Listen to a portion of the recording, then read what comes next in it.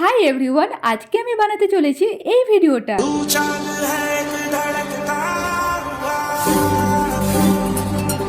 Wow, কি সুন্দর একটা ভিডিও। যেদিন থেকে দেখেছি ভিডিওটার ফ্রেমে পড়ে গিয়েছি। কিছুদিন আগে তো এই ভিডিওটা বেশ ট্রেন্ডিং এ চলছিল, কিন্তু এখন আর সেরকম ট্রেন্ডিং এ নেই। বাট তাও আমি এই ভিডিওটা আজকে বানাতে চলেছি। আর এই সুন্দর ভিডিওটা বানানোর জন্য একটা সুন্দর ওড়না দরকার, যেটা আমার কাছে ছিল।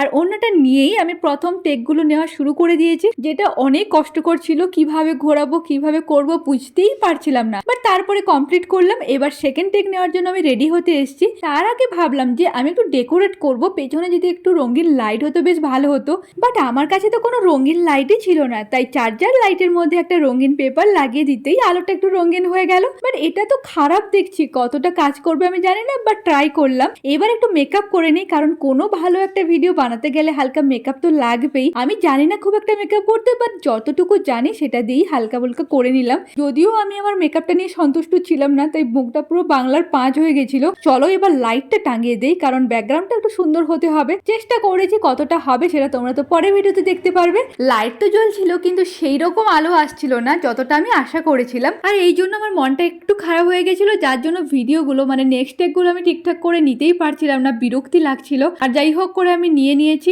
এবার ভিডিওটা কেমন হয়েছে সেটা আমি নেক্সট ভিডিওতে ছাড়বো। তার জন্য তোমরা আমার চ্যানেলটিকে প্লিজ সাবস্ক্রাইব করে রাখো। আবার দেখা হচ্ছে নেক্সট ভিডিওতে। চলো টাটা।